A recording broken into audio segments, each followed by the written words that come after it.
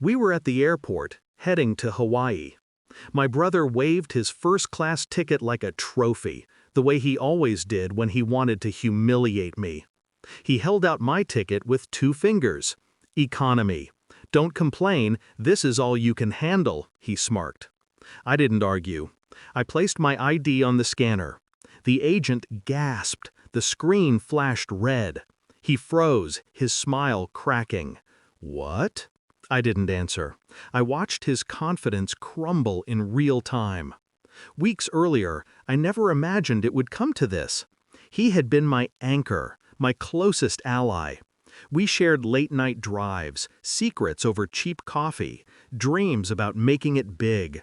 He promised loyalty. He swore every time that family came first. I believed him. I trusted him with everything. It started subtly. Late-night calls he didn't answer, expenses he couldn't explain, little lies he brushed off. At first, I blamed myself. But then came the undeniable, a forwarded email, a bank statement, the subtle pattern that couldn't be ignored. He had siphoned money from our joint account.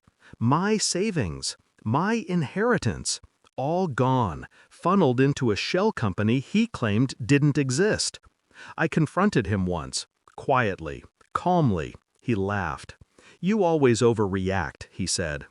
That laugh, the one I used to imitate for fun, now felt like a slap to the face. That was the last time I ever let him see me lose control. I started planning. Every move had to be precise. I watched, I waited, I gathered proof. I learned his habits, his weaknesses, his arrogance. He didn't know that while he flaunted power, I was building mine. Every meeting, every casual smile I offered him, I recorded. Every document he touched, I copied. Months passed. He thought he had me cornered, but I had him all along. Then came today, the airport, the culmination of every careful calculation. I had flagged my own ticket.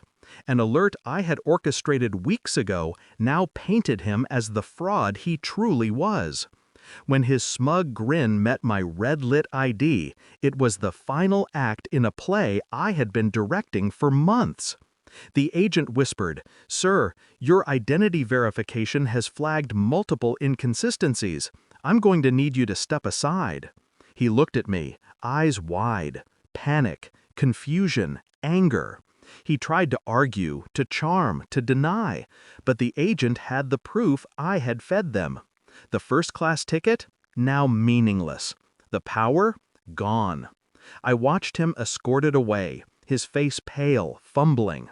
For the first time, I saw the man who had betrayed me, not the brother I had once trusted, and I smiled. Not triumphantly, not cruelly, but with the cold satisfaction of justice served. I didn't celebrate. I didn't gloat. I simply turned, scanned my ticket again, and walked to my gate. Economy. Yet in that moment, I had everything. I remembered the late nights he stayed up bragging about his schemes, the way he thought he was untouchable. All that hubris had become his cage. I had only unlocked it, silently, meticulously. By the time we boarded, he was a cautionary tale, whispered among agents and travelers who would never know the full story. And I, calm, composed, victorious, was already planning the next step of my life, free from his shadow. Betrayal had a face. I had stared at it, measured it, dismantled it. And when it finally fell, I felt no hatred, no lingering resentment, only relief, empowerment. That's the difference between revenge and destruction. One lifts you, the other drags you down. He had mocked my limits. He had believed economy was my cage. But cages are illusions, and sometimes the bird inside knows exactly when to strike. As the plane took off, I leaned back in my seat, closed my eyes, and let the ocean stretch beneath me like a promise. The horizon was mine. Every betrayal, every calculated step had led here, and for the first time in a long time, I was untouchable.